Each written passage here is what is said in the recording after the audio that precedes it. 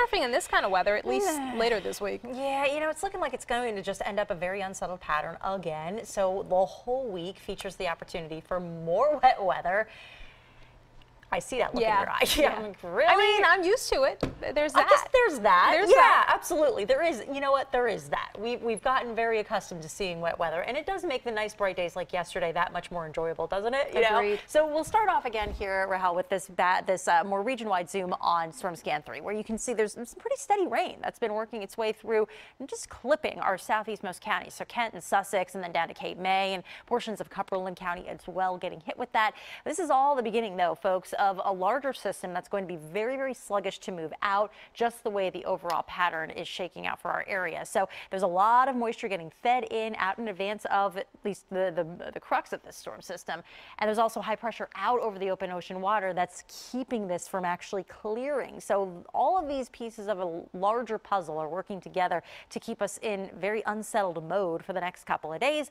This afternoon, any showers that we would see, I think, should be pretty scattered in nature. Not everyone's getting hit by it, but through the middle part of the week, this is Wednesday. Wednesday looks like it would be a pretty widespread coverage of some showers and or thunderstorms, and we'll see those coming through tomorrow as well. But it's not just a 3-day event, guys. This looks like it lasts us well into the tail end of the 7-day, let alone this work week. Along with an influx of tropical moisture, it's sort of intuitive at this point of the year. You get tropical air moving in, it's going to lead to much more humid conditions, and certainly the opportunity for some drenching downpours. That leads to another batch of concern when it comes to possibility of some localized flooding as well. But in terms of your comfort, that does start to drop off as the bars get taller in the next couple of days here. So this afternoon's really not all that bad. In the meantime, you might be wondering, well, should I bother watering my plants then if this is going to be such an unsettled pattern? And I would say at least today and tomorrow, you could get away with maybe pointing the hose at the plants that are on your deck here for the next 2 days, because anything that comes through looks really, really scattered. So it doesn't mean that you're actually going to be guaranteed any wet weather in your backyard or anywhere else. By Wednesday and Thursday, though, bag it. Let Mother Nature do the work for you, because there will be some steadier rain that comes in, and these are the days really that look like they'd bring about the best opportunity for us to see some flooding. And with all of that said, since we're talking surfboards, there is a moderate risk for rip currents here today. I know the surfers love it when it gets a little bit choppier out there, but mind that, you know, even though we have clouds overhead, there are still people, and I'll show you a shot of this in a second, that are sitting out on the beach right now, and you might be tempted to take a dip. Please make sure that you always do so in front of a lifeguard, even when the rip current risk is low. That's a smart move. Here we go, though, in Ocean City.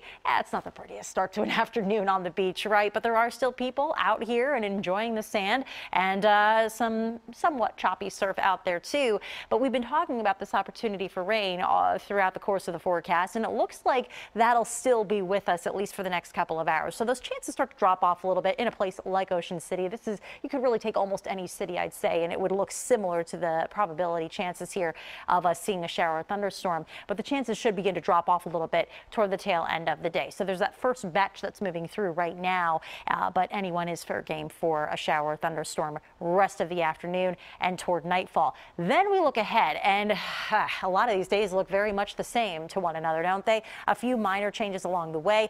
Steamiest days of the work week are Wednesday, Thursday. That's when we could actually end up seeing the flood threat especially get enhanced here with the possibility of some drenching downpours. So that's something to be mindful of.